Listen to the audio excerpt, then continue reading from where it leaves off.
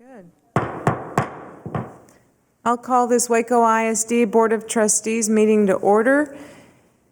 At this time, the board will go into closed session pursuant to Texas Open Meetings Act, Texas Government Code Chapter 551, consultation with attorney 551.071, and personnel section 551.074, and we plan to reconvene at 7 o'clock. Thank you. In open session, we've been in closed session where no action was taken. Let's see. Okay, this is our regular business meeting. All items that we are going to discuss or vote upon tonight have been posted as required by state law. Again, thanks to all of you who are joining us tonight. The board's purpose is to set goals, listen to reports of the superintendent, approve budgets, contracts, and personnel appointments, and make policy for the district. We're not here to make management decisions or solve problems of individuals. Management is the responsibility of the superintendent and her staff. At this point, if your cell phones are not turned off, I ask you to make sure they're on silent. And I see that we have one person who has signed up to speak. Audience for guests, Pam Cooper. Welcome. Short person here. Good evening, Dr. Concannon, President Teacle School Board. My name is Pam Cooper, and I'm here tonight representing Greater Waco American Federation of Teachers. The salary and retention plans that were presented last week show a lot of effort to hire and maintain school staffing. I have received several phone calls from the paraprofessionals. They wanted to know why they were not included in the proposed monies to reward staff for staying with the district. And it has been noticed that across the state, paraprofessionals were included in these monies. Our paraprofessionals are a very important part of the education system in Waco. Last year, many of the paraprofessionals had to serve as classroom teachers more than once, some of them weeks at a time. They were moved around to cover shortages when teachers were out due to COVID. They showed dedication and worked to help educate Waco students. It was suggested last year that they receive some kind of money for performing the job of a classroom teacher. Pay them for the days they worked as a classroom teacher. They did not receive any extra pay for serving as a classroom teacher. These paraprofessionals may be called upon again this year to perform these duties. I hope that this does not happen again. However, if it does, these paraprofessionals should be compensated. Many of our paraprofessionals have been here with the district for years, longer than a lot of the teachers. This service and dedication should be rewarded and included in the money staying within the district. Think about this. Where would the district be now if not for those paraprofessionals? Thank you. Thank you, Ms. Cooper. As you know, items that aren't posted on our agenda, the board's unable to respond or have conversation, but we appreciate you coming tonight to share your concerns as usual. Not as usual, as, well, now that we're back in person, it's good to see you. Special recognitions. Mr. Woocher. Good evening, Madam President, Dr. Concannon, Board. Tonight, we're going to start with the Texas Association of Future Educators, TAFE. It's a student organization that encourages students to explore careers in education. Following the state-level competitions at the 27th Annual Teach Tomorrow Summit, 10 University High School students advanced to the national level through the Educators Rising National Conference. Now, that conference was held virtually June 24th through the 27th to provide a unique opportunity for our students and their teacher leaders to connect, learn, and network with members from across the country. A big congratulations to our national winners. Educator Rising National Conference Award winners from University High School, Kayla Sturdivant earned 4th place in Children's Literature, and Carla Suarez, 4th place, Children's Literature.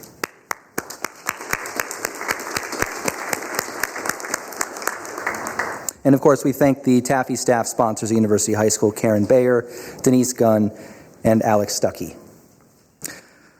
The Greater Waco Chamber's Waco Under 40 celebrates, yes. Sure. We hear that folks are trying to tune into the meeting and we're not on. I don't know if Did they specify tuning in via? Spectrum, maybe? Is it a cable issue? Do we know? If we have a problem with cable, we have someone who's trying to tune in and is unable to, that we're not on. Right, this is equipment from the head end on Spectrum. That's nothing with our equipment, it's their equipment that's down. Oh. They're working on replacing the equipment. Do we think that it'll be up tonight? No. Oh. So, but we're still on Grande and on the live stream, but not Spectrum. Okay. So, so Grande live stream. I don't know if we have any social media that if people are watching, we can maybe post that it's available on other channels, but yes, thank you. All right, I'm sorry to interrupt. No, that's okay. That's okay. And so, yes, as was mentioned, wacoisd.org/live is the live stream, which can be accessed on any mobile, tablet, or computer. And we do apologize for the technical difficulties with Spectrum. The Greater Waco Chambers, Waco Under 40, celebrates dynamic young leaders under the age of 40 from McLennan County. Earlier this summer, the 45 nominees were announced for this year and included a very valuable Waco ISD employee, Rhiannon Settles. The nominee represents not only the young leaders who demonstrate a positive impact in their respective industries, but who also go beyond the call of duty by volunteering their personal time to give back to the community and strive to make Waco a better place to live. On July 1st, the Chamber announced 13 individuals as the 2021 Waco Under 40 honorees, with Waco ISD's Rhiannon Settles selected for this outstanding honor. There will be a Waco Under 40 luncheon scheduled for September 30th of this year. It's an opportunity for the best and brightest from this diverse group of professionals and causes to gather and receive much-deserved recognition. The event recognizes selected honorees as rising young leaders who have distinguished themselves in their careers and in the community, and we want to give a huge congratulations to our Director of Health Services, Rhiannon Settles.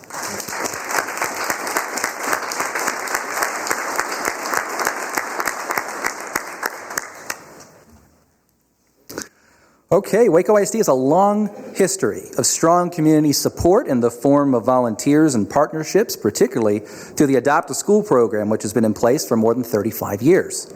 Each partnership between a campus and business or organization is unique, based on the needs of the campus and the resources of the partner.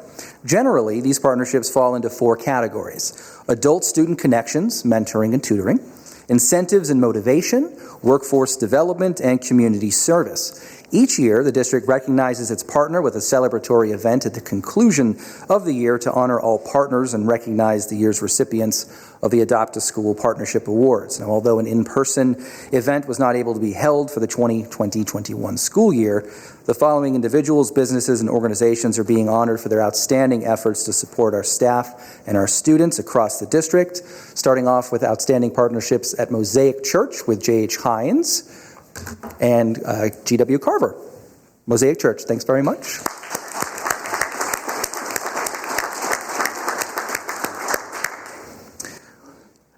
We have Kenneth McAdams of Stars Book Clubs for the Outstanding Business Coordinator with West Avenue Elementary Schools. Congratulations. And it's fitting they were in the library. The Stars Book Club were volunteering yesterday at Lake Air, helping us remove some of our older worn books, getting ready for a whole slew of a new collection. Next over, we have Ann Broadus with Brook Avenue Elementary School, outstanding volunteer. We thank her very much for her volunteerism.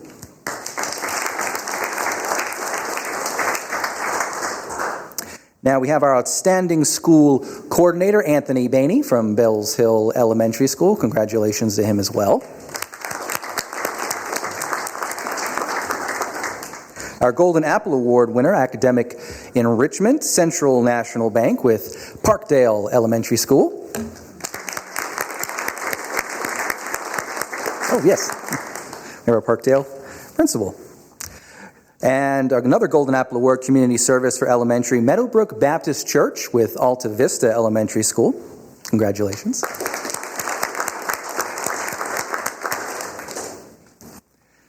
And finally, we have our Golden Apple Award Community Service for Secondary Science and Math and Rookie of the Year, starting off with First Woodway Baptist Church with G.W. Carver Middle School. Congratulations.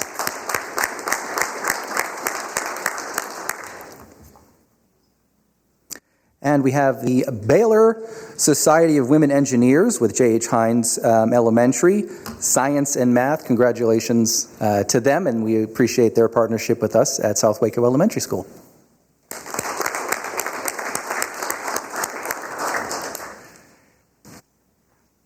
Our Rookies of the Year, rather. And that will do it for this evening's recognitions. All right, thank you. Before I turn it over to Dr. Concannon for Superintendent's report, I don't know who's running the screens for the board, but we have two screens that just have our agenda up, and we can't see the photos because they're in the smaller. So when photos or presentations are presented, if you could switch those for us, that'd be really helpful. We don't need to sit and watch ourselves. That's right. But yes, thank you. Okay, Dr. Concannon. All right. Well, good evening. I want to start this evening with some introductions of some of our administrative changes, and these are changes that don't require board action. And then later, Dr. Gutierrez will be making some recommendations which do require board action and introducing some people. So I'm going to start with introducing Christine Holacek. Christine was not able to be with us this evening, but she will be taking the lead as our Dean of Waco ISD's newest initiative that I'm really excited about, our Future Educators Academy. And that is something that we've been thinking about now since December of 2019 to grow our own teachers, and we have selected Christine to run that. She's currently most recently been the Dean of CT Academies at University High School since 2018. She has nearly 20 years of experience in education. She's been a classroom teacher at Waco High for 3 years, a career placement facilitator for the A.J. Moore Academies for 3 years, and she was an education specialist at Region 12 for 10 years. She's also been an adjunct education instructor at MCC and a school to work coordinator and youth specialist with the Heart of Texas Council of Governments. She has both a bachelor's and a master's degree from the University of Texas, North Texas, and a doctorate in education leadership and technology from Tarleton State University. Christine's excited. We're excited. Looking forward to the day that we graduate our first group from the PTech Academy under Christine's leadership. So congratulations to Christine. Lisa Saxenian is a well-known face around Waco High School, and she will now be taking the helm as the principal of Waco High School. She has 35 years of experience in public education, but more specifically, that's 35 years of experience in Waco ISD. She has served as the Dean of CTE Academies at Waco High School since 2016. She was an assistant principal for 16 years prior to that. Before moving to Waco High School, Lisa was an assistant principal at Lake Air Intermediate for 3 years, following 11 years as a Spanish teacher there. She has a bachelor's degree in education from Texas Tech University and a master's in education degree from Baylor University. Congratulations to Lisa. And you want to say something, Lisa? Yes. Dr. Concannon, President TKL, members of the board, thank you for giving me this opportunity to lead Waco High. I'm sorry. Waco is so close to my heart, and we have such amazing kids, and we have outstanding teachers and counselors and faculty, and we have caring parents. And I know we can make this the high school to be at in Central Texas. And I just want to say thank you. I have many mentors around me, my left side, my right side. And I do want to recognize my sister Paula, Paula Miller, she's an IS at Carver, and we are very vested into Waco. And thanks again.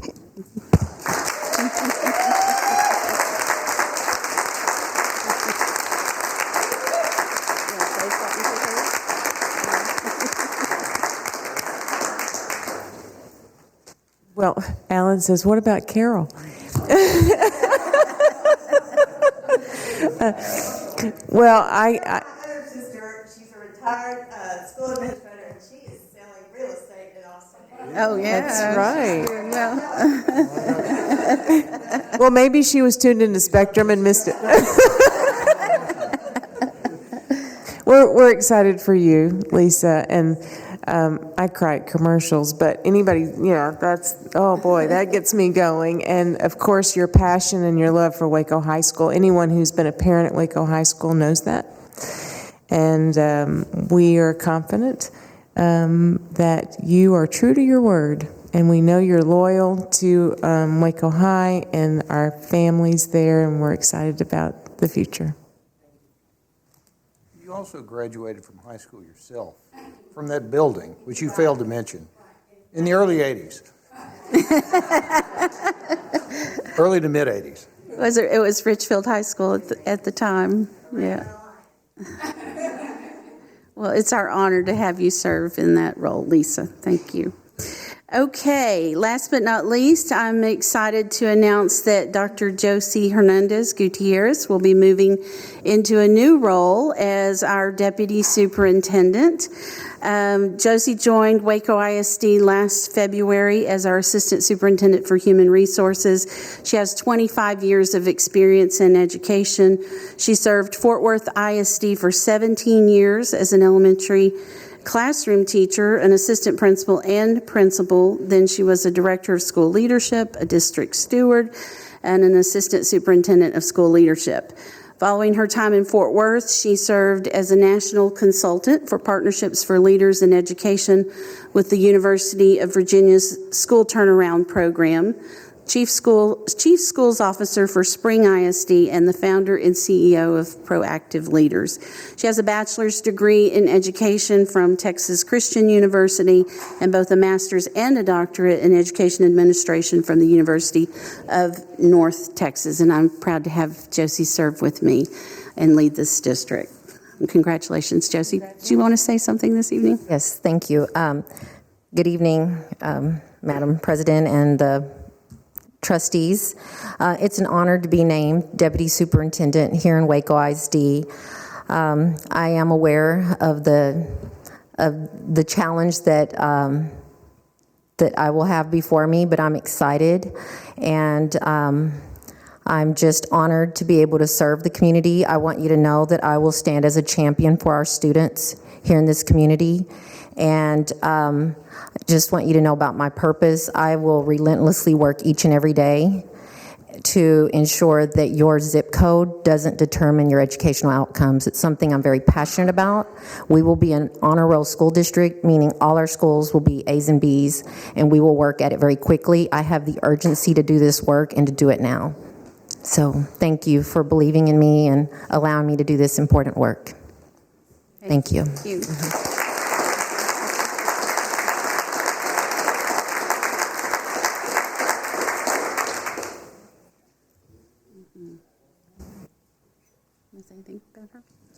Well,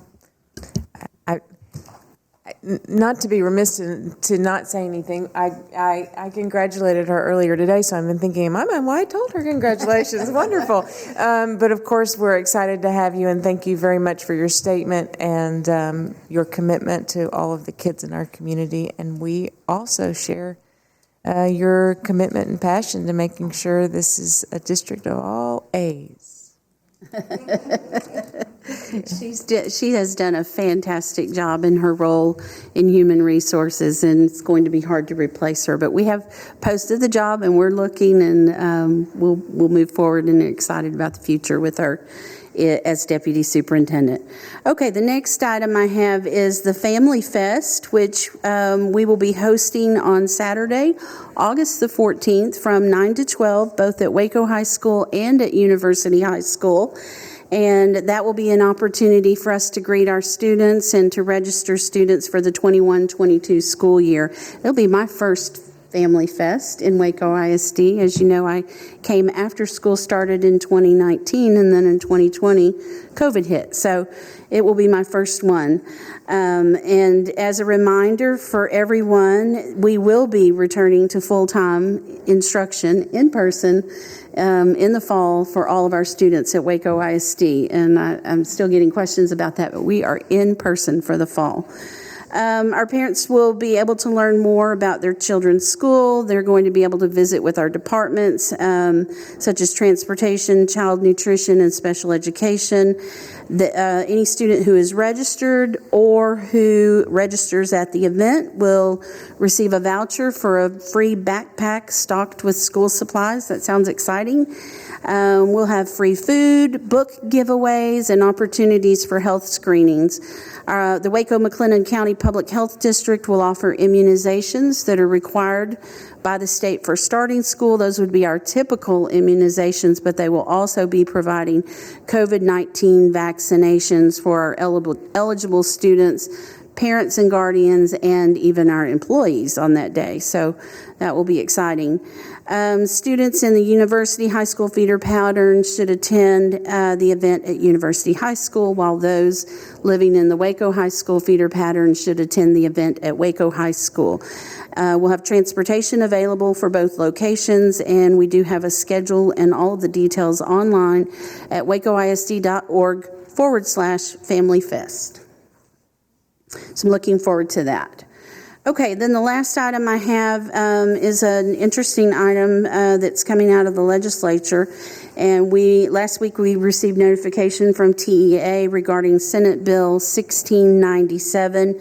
This is a bill that provides parents and or guardians the opportunity to have their student repeat a grade or to retake a high school course. And all of this, of course, because of COVID. So it provides parents the right to opt for their child to either repeat kindergarten or to enroll in pre-kindergarten if the child was eligible for pre-K last year and did not enroll in kindergarten.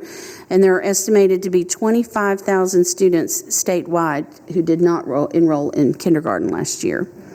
Parents can request for their children to repeat kindergarten, and they can enroll in kindergarten if the child would have enrolled in kindergarten the previous school year and has not yet enrolled in first grade. And for grades 1 through 3, repeat the grade the student was enrolled in the previous year. So lots of options for parents to request for a redo year almost, per se, for their students. For grades 4 through 8, they can repeat the grade that the student was enrolled in last year. And for courses taken for high school credit, parents can request that students repeat any course in which the student was enrolled during the 2020-2021 school year. And so this Senate bill does amend the policy that we would typically have regarding retention and gives parents some options. Now, the school district can disagree with the parent, and there are some provisions in place regarding committees, the use of committees to make that final decision. But any parent who is interested in exercising one of these options for repeating grades or courses are encouraged to talk to their campus principal, and we'll work with them on those matters. So that's a late bit of information for our parents. So that's all I have. Be happy to answer any questions. Okay, thank you. Next, we have our consent agenda. I have been asked to pull item 7J. Is there any other item that any member of the board would like to pull for further discussion? Okay, hearing none, I'll entertain a motion to approve the consent agenda as presented with the exception of item J. Thank you, Mr. Dupuy. Thank you, Mr. Davis. Any further discussion? All those in favor say aye. Aye. Aye. Any opposed? Hearing none, passes unanimously. The item pulled is the cost share agreement between Waco ISD and communities and schools of the heart of Texas. I don't think there's any matter necessarily for discussion. We just have a member who needs to abstain from the vote. So unless there's any discussion, all those in favor of the cost share agreement with communities and schools of heart of Texas, say aye. Aye. Aye. Any opposed? And one abstention, Abstain. Mr. Davis. Yep. Yep.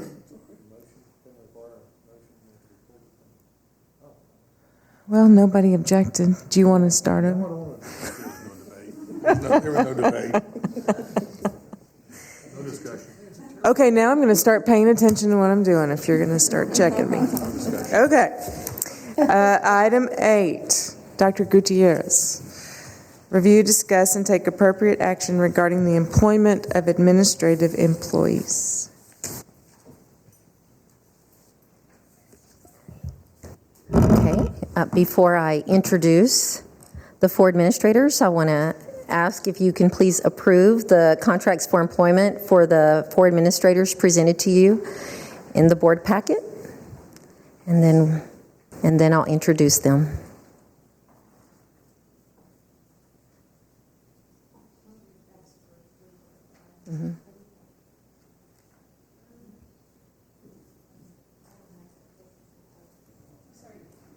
You're talking about the administrative employees, Dr. Gutierrez. Would you introduce them? You want me to introduce Yes, them first? please. Okay, I'll go ahead and do that. Okay. The first administrator is not with us tonight. Her name is Molly Godwin. She's being recommended for assistant principal of University High School. Ms. Godwin has, she's in her 20th year, and she's had teaching experience, instructional specialist experience. She holds a Bachelor's of Science in Education from the University of Mary Hardin Baylor and a Master's in Educational Administration from Angelo State University.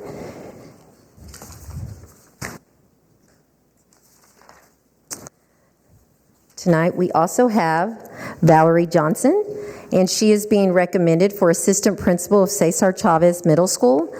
Ms. Johnson has 9 years of teaching experience, in addition to serving as an instructional specialist at Indian Spring Middle School. She holds a Bachelor's of Art from Texas State University in San Marcos and a Master's in Educational Administration from Tarleton State University. And I know she has some family, but let's give her a round of applause. And you have some family with you here tonight? I have my son, my Dale, my husband, Anthony Johnson, and my mother. Okay, thank you.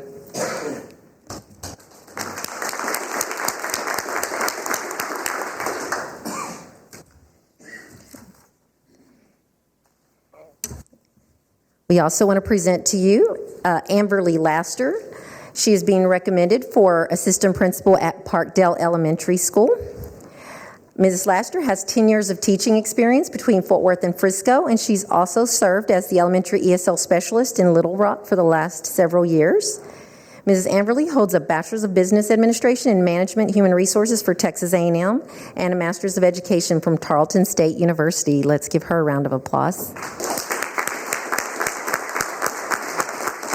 And we thank you for coming early and subbing at Parkdale Elementary, serving as interim assistant principal this spring and helping us finish the school year. Yeah. I would like to introduce my parents, Anthony and Beverly Black. They drove up from Fort Worth. My girls, Kennedy and Kinsley, they're in 6th grade at Tennessee, and Kinsley will be a 2nd grader at Parkdale with me. And then also my husband is here, Coach Kent Laster.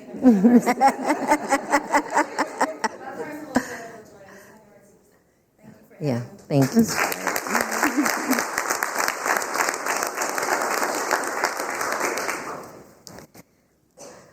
We also have Amanda McClellan, and she's being recommended for assistant principal at Lake Air Montessori School.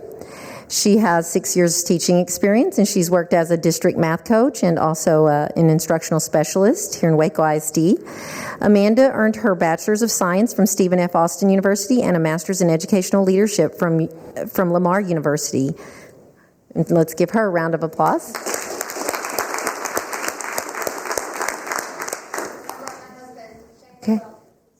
Okay, thank you.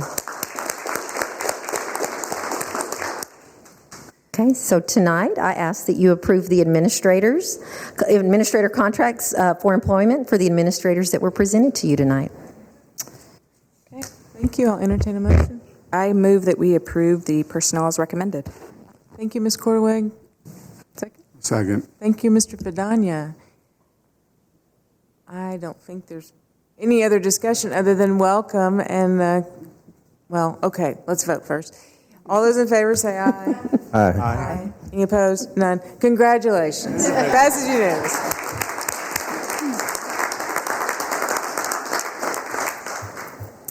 All right. Item 9, review and discuss 2021 student achievement data and accountability update. Ms. Bell.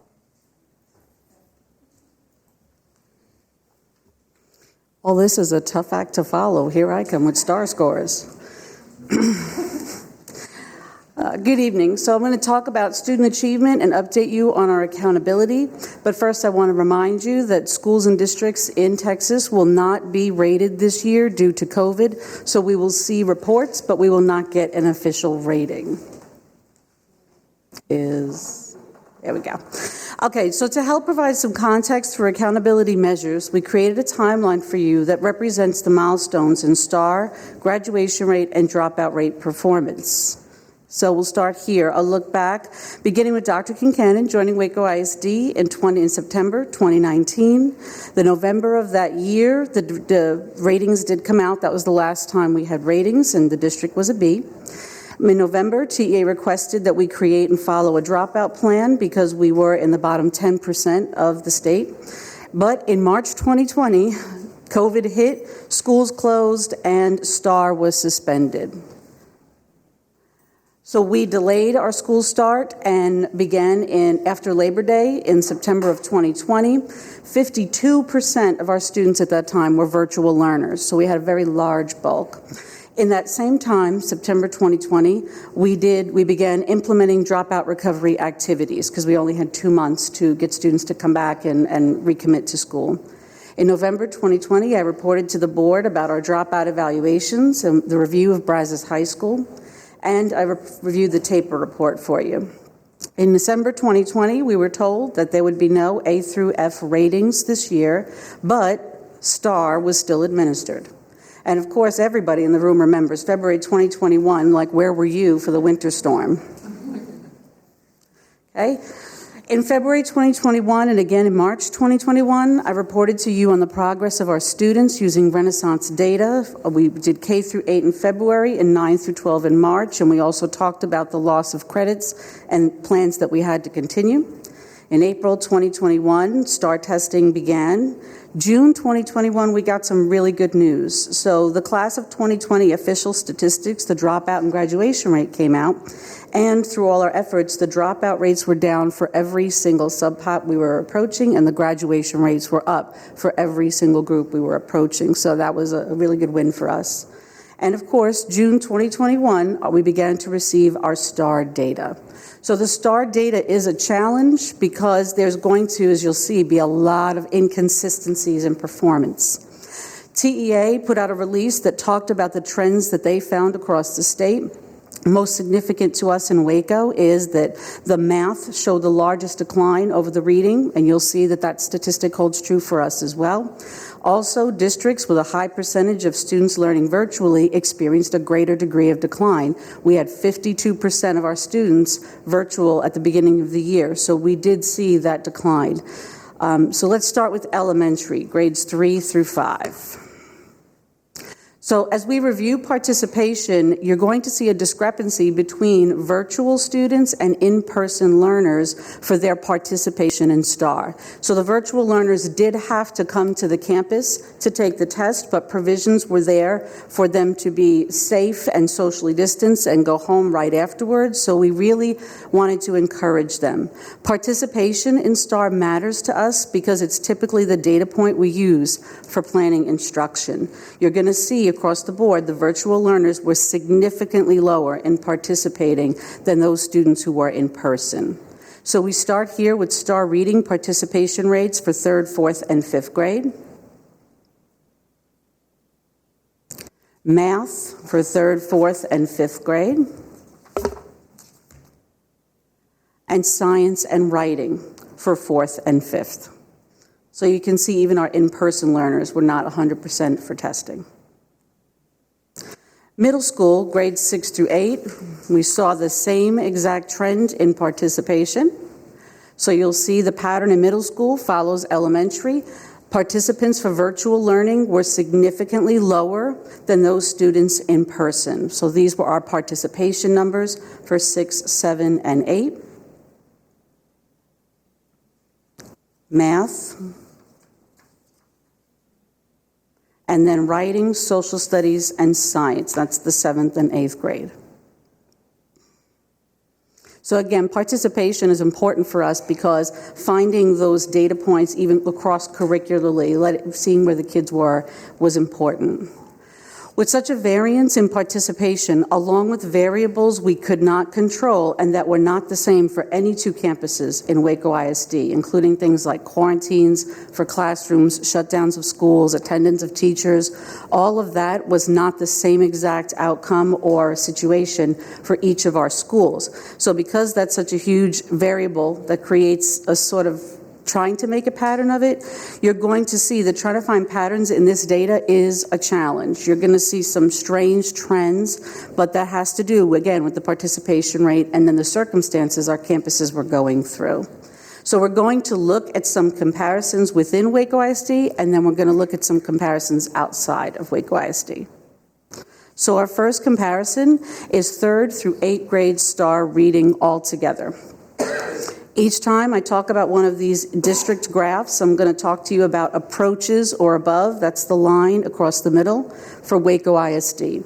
I want to remind you that while approaches is passing, it is not grade level. So even though it looks like we had that success, there are challenges ahead of us. So for 3 through 8 reading, 50% of the students scored approaches or above. And you can see there at the bottom the campuses. This chart gives us a view of Waco ISD compared to the state, our region, and other area districts that have a similar percentage of economically disadvantaged students, so we could get a feel for where we are. You're going to note as I go through the 3 through 8 comparisons, every single entity in here has dropped. It's just at a different rate. So this is 3 through 8 reading, approaches or better.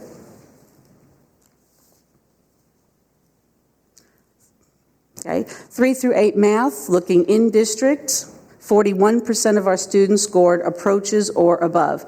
That's the same trend the state saw, where the math performed lower than the reading. And these, again, are our 3 through 8 math results for the state, the region, and districts in our area who have that similar percentage of economically disadvantaged students, because the commissioners noted more than once that that's the one factor that they're seeing as affecting every single student, regardless of race, is that economically disadvantaged. 4 and 7th writing, 35% of the students scored approaches or above. And you can see how all over the place those performances are. And 4 and 7 writing compared to the state, region, and other districts with similar economically disadvantaged students. And then we have 5th and 8th grade science. 46% of our students scored approaches or above. And these are our 5 and 8 science compared to the state, the region, and other districts with a similar economically disadvantaged percentage. We do notice that we have a significant drop in this area compared to other districts. So we will take a look at curricular alignment, instruction, and things like that in this area. So that didn't go unnoticed. Grade 8 social studies. 33% of the students scored approaches or above. And this is our numbers compared to the state, the region, and again, area districts with the same economically disadvantaged percentages. So from these slides, you can see that performance within the district and outside the district don't really give us a particularly good, strong trend for 3 through 8 because we have so many kids with no scores.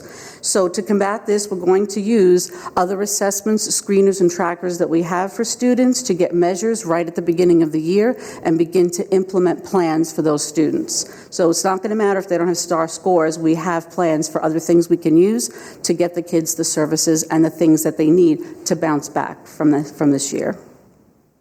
So high school. Well, high school's a challenge. We're going to look at the end of course exams. So EOC participation, end of course participation, is a huge concern for us because students must either pass or have a graduation committee in order to graduate. And to do either of those things, they have to take the test at least once.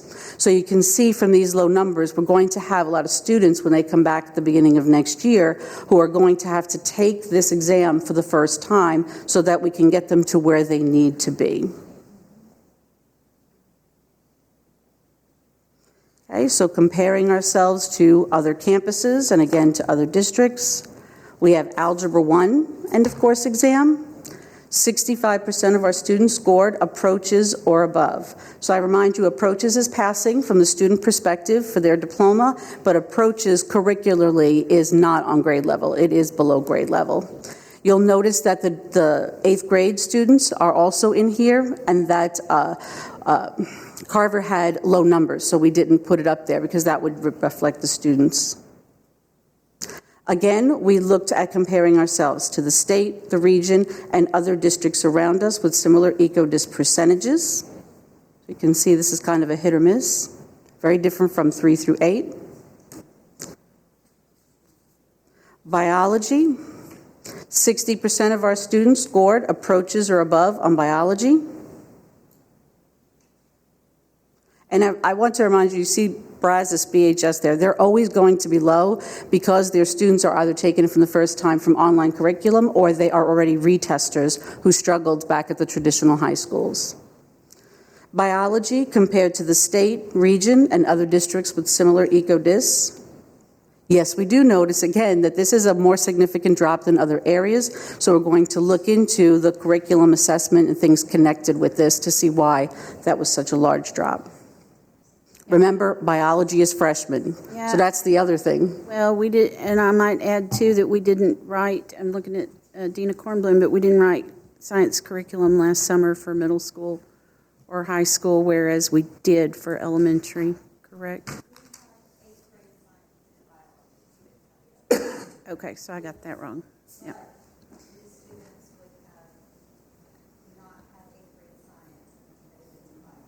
Right, so these students don't have, in 2020 in the spring, they didn't take the science, so that left us a little bit short on data for their instruction. Okay.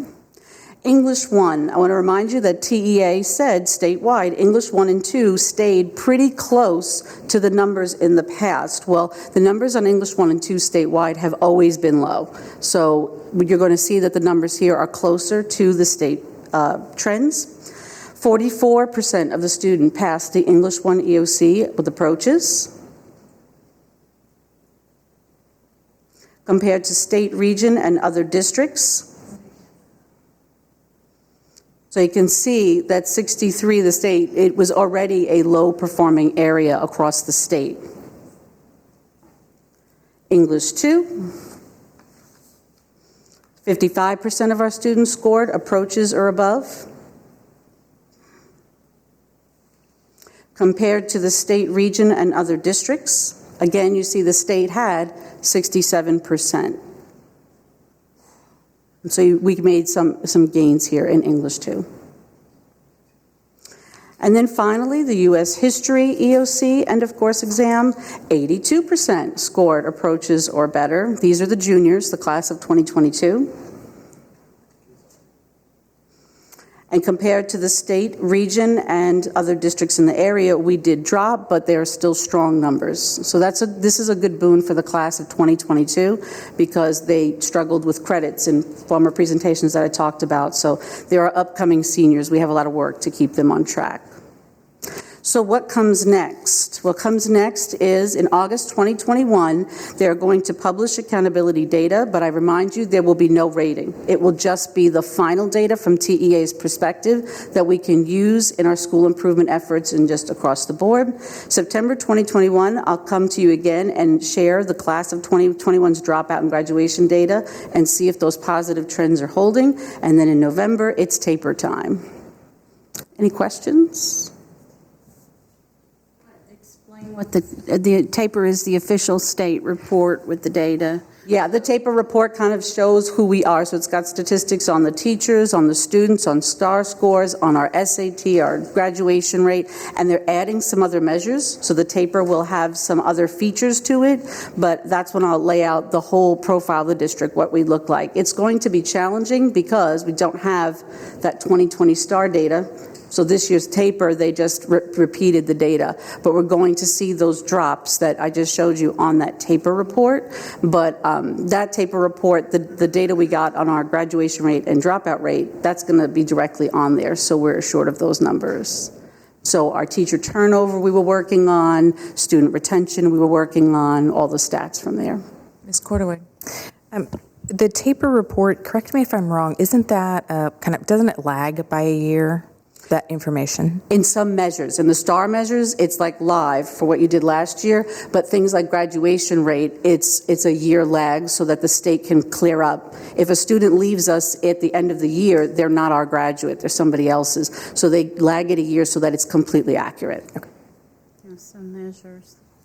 So last year's report was, we were not rated in all of the data on the 2020 on the taper report was from 2019. Mm-hmm. So this will be the first time these numbers will be reported since 2019. And so, I think what sticks out to me, I was working through this with Denise on the report, was state of disaster, right? Mm-hmm. This has been a disaster from the time COVID hit until now.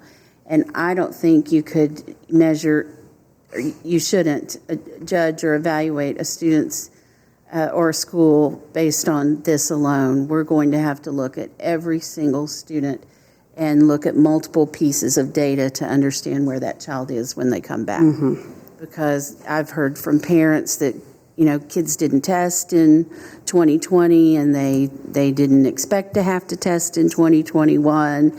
And so there are just so many variables in here. So I think, just one test shouldn't be the end-all, be-all measurement for these kids. It really should be a look at all kinds of data, a holistic view. I think that opens a door, actually, for parents we'll be talking to them about other data, right? Because the STAR data won't be valid. So I think that does open up the door for parents to hear about all the things we do measure the kids on and get a feel for. We're always using more than one thing. They just don't realize that because STAR is the public one. Mm-hmm. Mr. Guillory? Yeah, this was a great presentation and looking at it.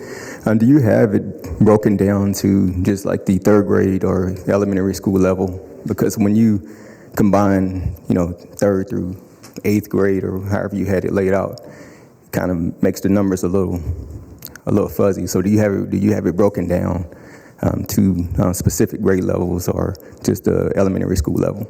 So we can take a look at that. It's not here now, but we do have it broken out by the grade levels, yes. Okay. I had a question. You guys, I think it was a great presentation as well. What are y'all's plans if we have to shut down again? Because I understand we're planning to go 100% in person, but if it's an outbreak or somebody gets COVID and we have to shut a school down, have you guys come up with a plan onto how to move forward so we don't kind of go back in the same loop that we did this year? Yeah, so that is the big question, right? What does the fall look like with COVID? And we don't know what the fall looks like with COVID. We're planning to have school as normal with 100% in-person instruction, and we fully expect that some students will need to be quarantined because of COVID. We don't have any guidance yet from the state in terms of remote instruction and any kind of mechanisms to provide that yet. We hope we'll get some in the next couple of weeks, or at least before school starts. And then, we've had information late, as we've opened school, but we don't know what the fall brings us yet. We know we have protocols and we know how to keep kids safe, and we'll be encouraging masks, and we'll be contact tracing. Rhiannon did a great job for us last year, and we'll do that again. But there's a lot of unknown about what happens with COVID for the fall, so we'll continue to talk about that. Ms. Cordaway. Isabel, thank you so much. I was noticing that a lot of the transformation zone schools are in here, which I appreciate because it's always nice to keep tabs on all of our schools. But I do know, is this information being shared with them? Are they kind of privy to this? We're working with them because I think some of the schools under their direction, I think are of concern. Yes, so these statistics are the same ones that they have. We included those campuses in ours because when the state rates Waco ISD, the state puts the Transformation Waco students into our overall performance. So we put them in here, but yes, that data is shared with them so that they know. Okay, perfect. Thank you. Okay. One more question. I just, so a part of you guys' instructional plan moving forward to this coming year, it does include the possibility that we might have quarantine students or remote learners at some point? Like, is that part of the plan, or are we waiting to hear back from the state first to make that plan? I would defer to Dr. Concannon. Sure. We're planning to provide instruction to our students and implement our scope and sequence curriculum documents. How that looks with COVID, we don't yet know. We closed schools last year when we couldn't cover classes due to substitute shortages and number of positive cases on campuses. We don't know that the state will allow that this year. So we have to wait for additional guidance from them, but we will deliver instruction to our students, and we are acting as if we are all systems go for the fall until something else happens, and we're excited about that. Our teachers have been in for professional development, and we're planning to go on August 23rd with our kids, and we may get some guidance from the state on school closures and how to manage that. We know how to manage quarantining and contact tracing, but we're not sure if how we'll be able to manage if we had to close a school yet. And there may not be any provisions for that. We may just have to take it as it comes, so to speak. Yep. Okay, thank you, Ms. Bell. Cheryl Davis. Review and discuss updated preliminary tax values and tax impact of potential bond program.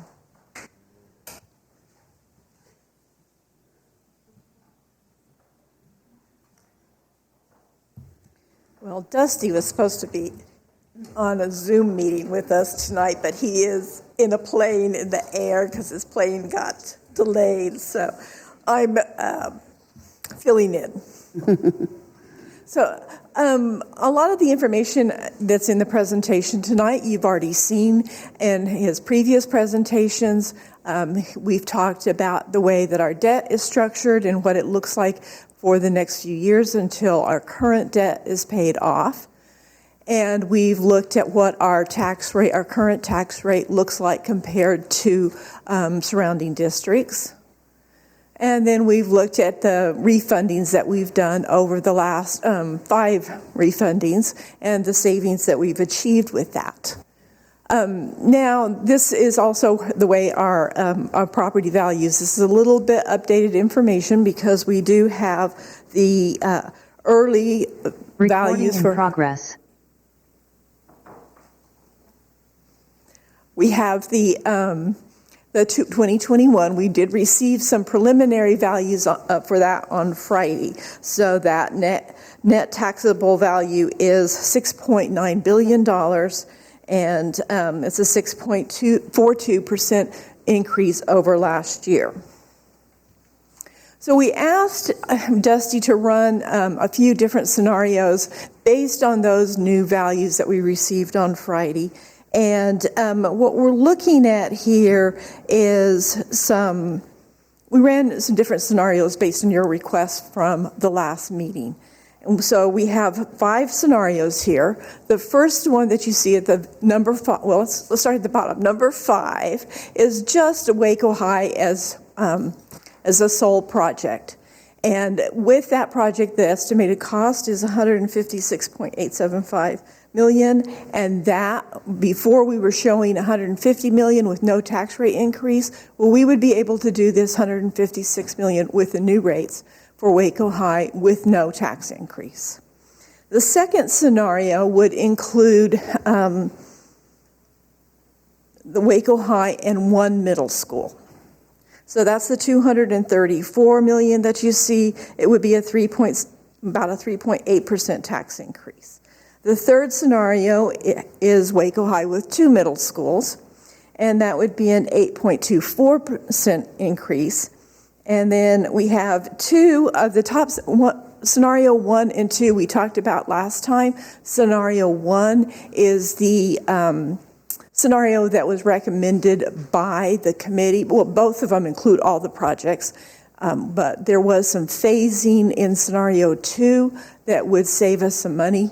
I think we're looking at recommending scenario 1 because the phasing kind of creates some of its own problems for us. But scenario 2 would be an 11.9 cent increase, and scenario 1 would be a 12.13 cent increase. Now, as that compares to what we were showing before, that scenario 1 was going to be 12.49 cents.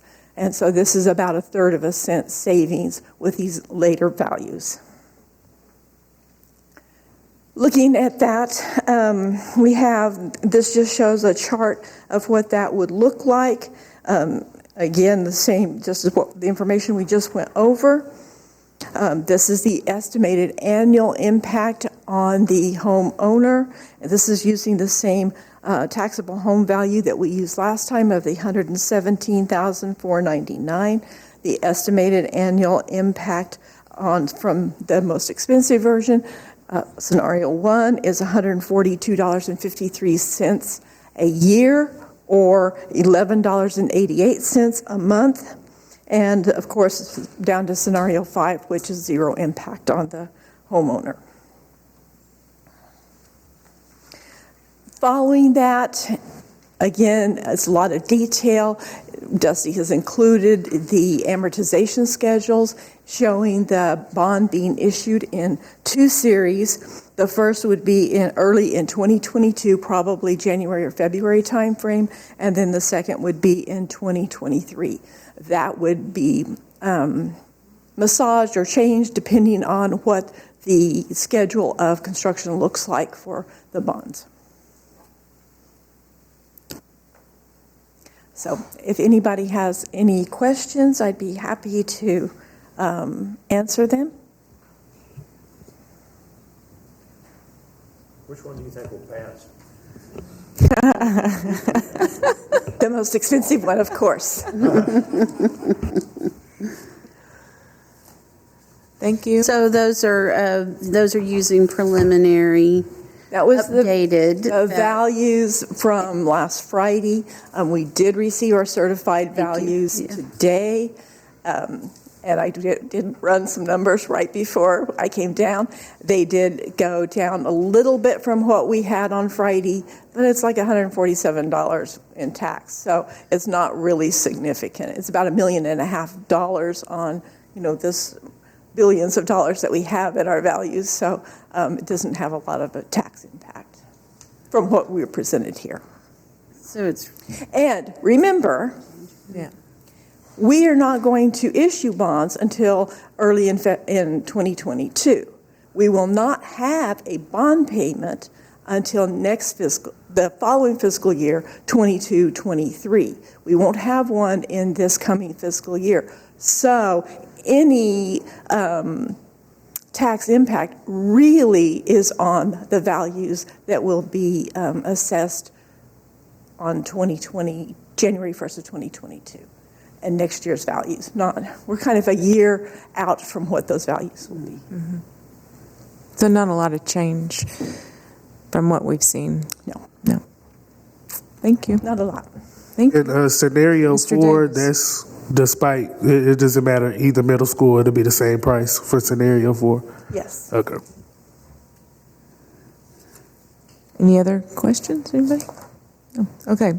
Number 11, review and discuss potential bond program. Dr. Concannon. Okay, this is our standing item to discuss the potential bond program.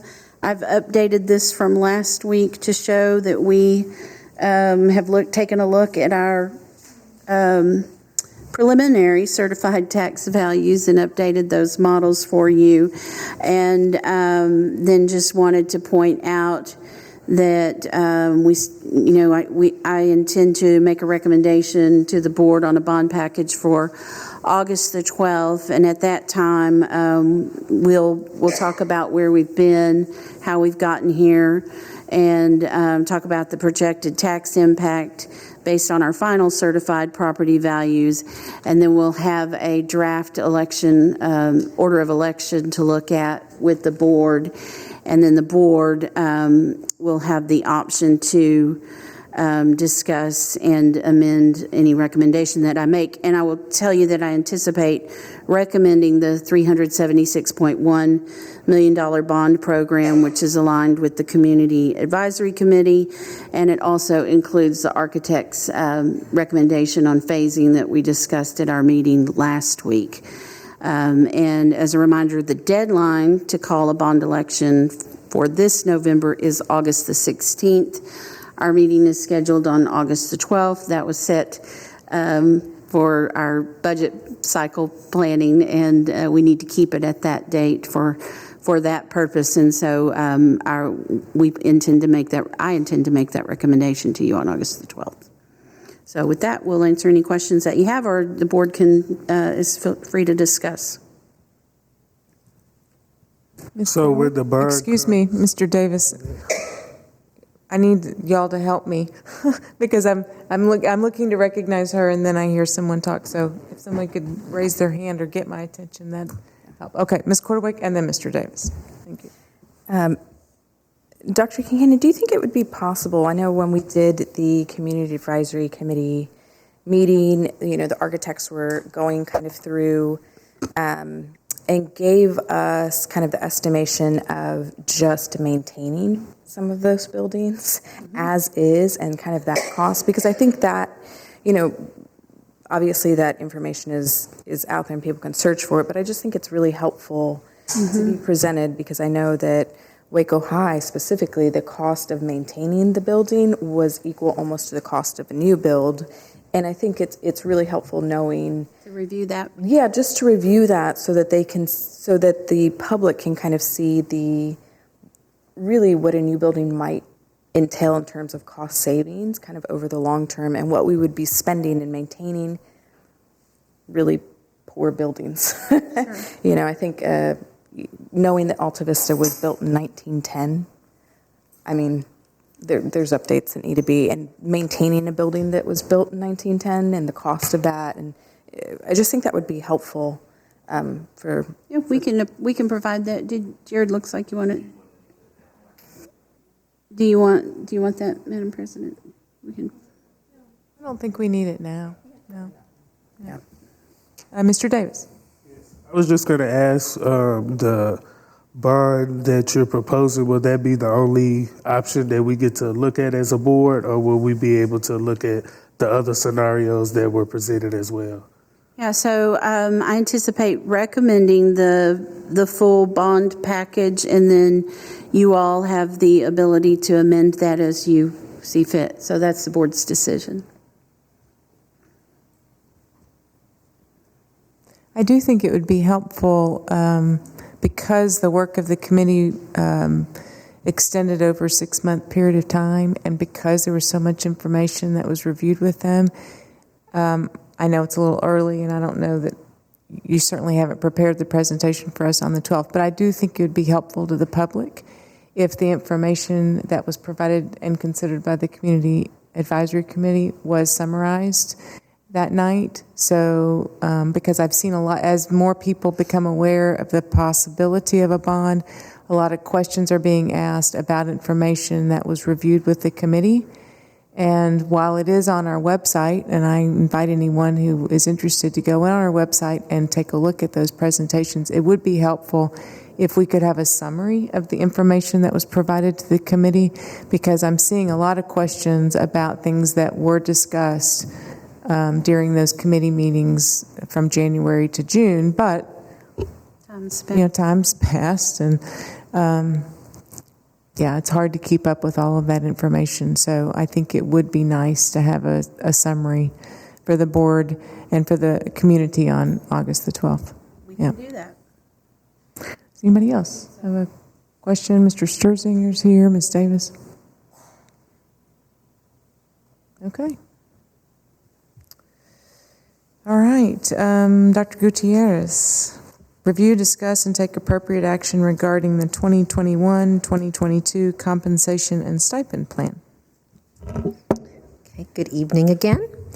Last week I brought to you the compensation proposal for 2021-2022 school year, and that included a minimum of a $1,600 pay increase on the teacher pay schedule, which is a 3% general pay increase, and we also proposed a 3% across the board for paraprofessionals, administrative professional pay scale, and the auxiliary pay scale. And in this proposal, teachers' starting pay would finally get over $50,000, so it'd be at $50,250. In addition, we brought you a stipend schedule with some adjustments for academics, athletics, and the performing arts. And then that included additional stipends for teacher leadership. Your current packet for this week includes a recommendation to increase the district's contribution for health insurance to $428. And this is due to an overall projected increase of about 6%. And this is an increase of averaging about 60% for premiums. And the district's increase in contribution will help offset the employees' paid premium. And we do plan to keep the zero premium plan for our employees, for employee only. And in summary, that really wraps up the 2021-2022 compensation plan. And tonight I recommend that you approve the compensation plan as presented, and I can accept questions. Okay, so the board was presented the plan last week. Mm-hmm. Does anybody have any additional questions for Dr. Gutierrez? Okay. No questions. I'm excited about the 3% for the paraprofessionals, though. I know they really appreciate it. Yes, absolutely. Thank you. Okay, I will entertain a motion. Second. Mr. Davis? I move that we adopt the new pay schedule as recommended by the administration. Thank you, Mr. Dupuy. Do I have a second? Second. Mr. Davis, thank you for your second. Any further discussion? All those in favor say aye. Aye. Aye. Any opposed? Hearing none, passes unanimously. Thank you. Thank you so much. Yay. The next item on our agenda is to review, discuss, and take appropriate action regarding the superintendent's salary. Every year as our calendar works so that the evaluation of the superintendent is normally conducted in January or February of the school year and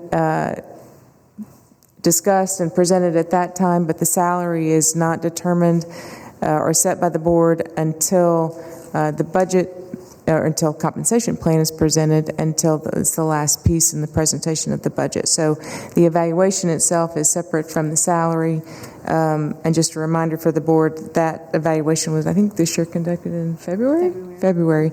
And so now this is the second piece of the superintendent's employment salary. So I'll entertain a motion. Madam President, I move that we adjust Dr. Concannon's compensation and adopt a level of 3%, which is commensurate with the salary increases for our groups of administrative, professional, and auxiliary and paraprofessional employees. Okay, thank you, Mr. Sykes. Second? Second. Thank you, Mr. Dupuy. Is there any discussion, questions? Yeah, it has been a tough year, but what, are there some measurables that we're looking at for the increase, or that's not what we do as far as this right here? It's a question that I have. I'm sorry, I didn't hear. As far as, are we looking at certain measurables for an increase, or this is just kind of common where you just do a 3% increase for the superintendent when it comes around? Just that fixed in the contract? I'm not familiar with it, so that's what I'm looking at. Like I said, the evaluation is conducted earlier in the year, and so that document has already been completed, and that conversation with the superintendent. And usually at this point, some superintendent salary, some superintendent contracts may mention salary increases or expectations. But in this case, there isn't, in Dr. Concannon's contract, there isn't anything about steps or expected increases in salary.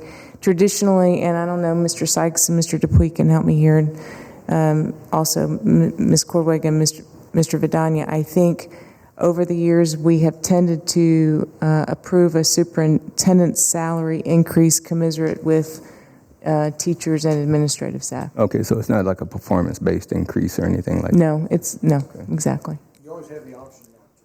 I mean, it is discretionary, too. It's not contractual. So, I mean, but there's not specific ties to specific performance metrics. I have a question. It's what the increase is based on. Okay, I was seeing where this was. When we got the teacher pay increases, we were presented with kind of like how the region 12, how we measure up compared to, is there any data like that to show how we're doing with our superintendent? I think that's more of what the question was, like, is there any data to show for the state or for our region how There is. superintendents are being compensated? There is data. TASB presents data about superintendent salaries, yes.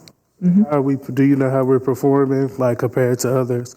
Like, we got to kind of see, like, where we are bored with kind of what everybody else were doing, where we being It's compared. been a while since I know that data was reviewed at the time Dr. Concannon was hired, but sitting here today, I don't know if any of the other board members who participated in that decision remember. I know when the salary was set after a study and consideration of comparable data from other superintendents in the area. You know, that is correct. And since that time, we have been consistent with other salary level of increases that we've awarded to the employees in general for the district. So I guess I would say that at the time the superintendent was hired, the salary at that time was determined to be appropriate and commensurate and comparable to districts our size in the region. Definitely, I would hope so. I hope you wouldn't have came if it wasn't. But I was just meaning it changes over time. So I just wanted to know, were we still in line with kind of what the state was doing and what other districts that mirror ours, what they're compensating their superintendents or maybe It's good. It's a good question, and I think that is good information for the board to have. Yeah. I think it would be. I think it could be beneficial to the board to kind of hear that data as well, like we did on the other positions. I agree. It is, yes. Yeah, I would say that would be most appropriate, as we've done in the past, to include that discussion when the superintendent's evaluation comes up first of the year. Any other questions? Discussion? Okay, well, I have a motion and a second. Are we ready to vote?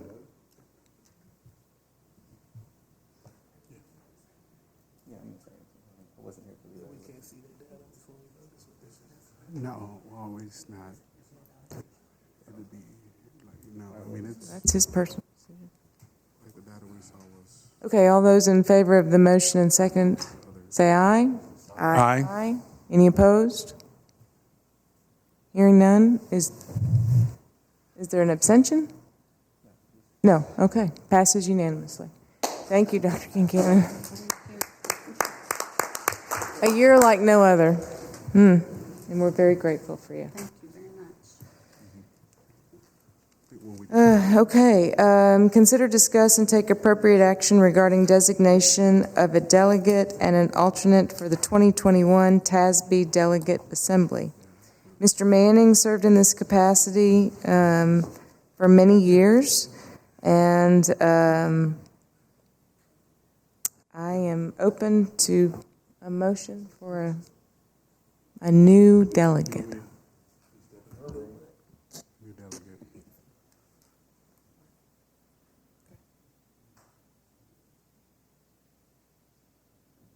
Madam President, I would move that we, ask Stephanie Cordaway to step into that role as our delegate of the Assembly.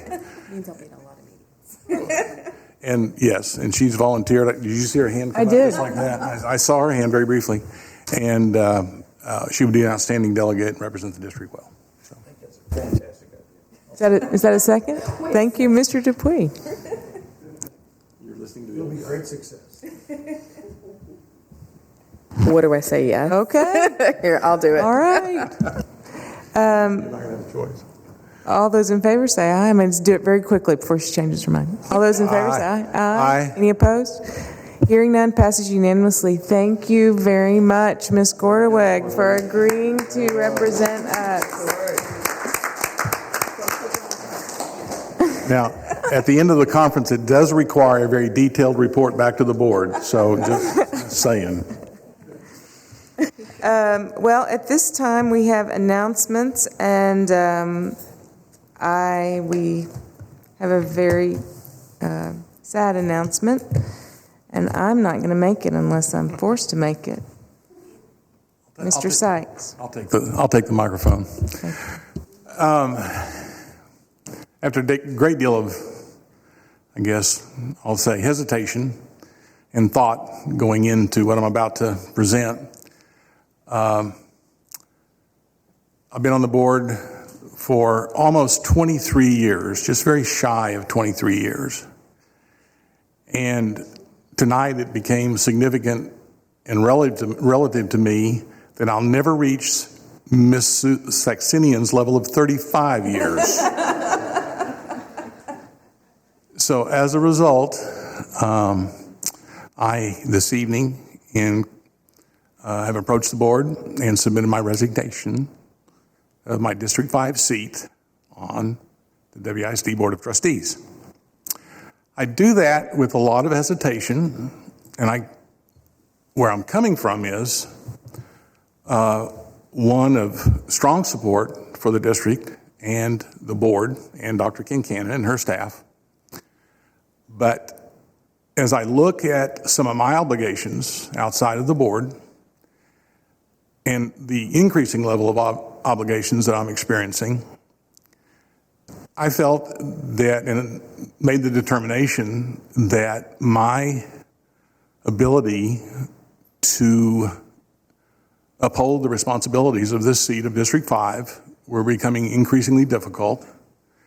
It takes a lot of time for preparation for board meetings. It takes a lot of time outside of board meetings for that preparation, but there's also a lot of meetings, too, that board members, as we represent taxpayers in our respective districts or at-large positions, must adhere to and participate with. It's very time-consuming.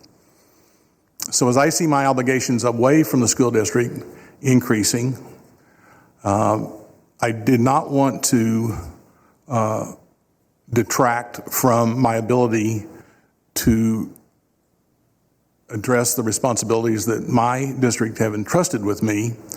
So therefore, I felt that the best option at this juncture would be to go ahead and submit my resignation, which I did this evening. So,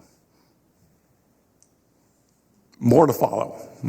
There is more to follow because you will be returning and will be representing District 5 until your successor is sworn in. And the board, our plan is to discuss the process at our meeting in August the 12th.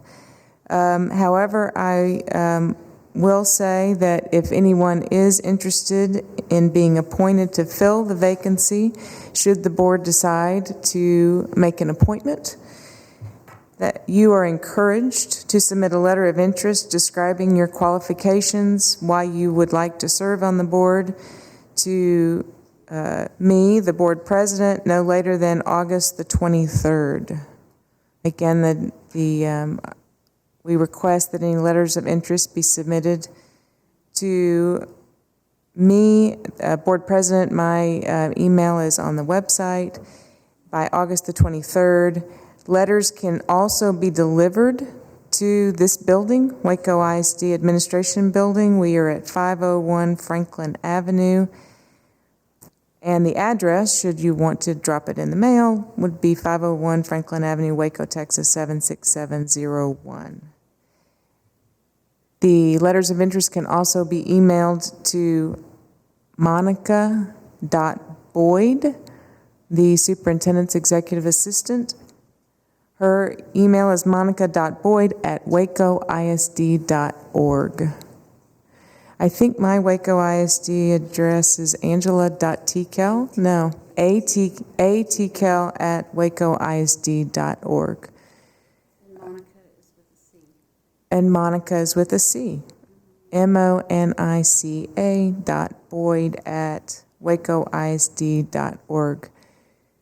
So the board will continue this conversation at our meeting on August the 12th, make a decision about the process, whether the board wishes to appoint or hold a special election. And I'm going to reserve my, since I know we'll see you on August the 12th. Okay. We will not say our farewells tonight. It'll be a long, slow process. Okay. Are there any other announcements, Mr. DePere? Okay. Then with that, we are adjourned. Good night.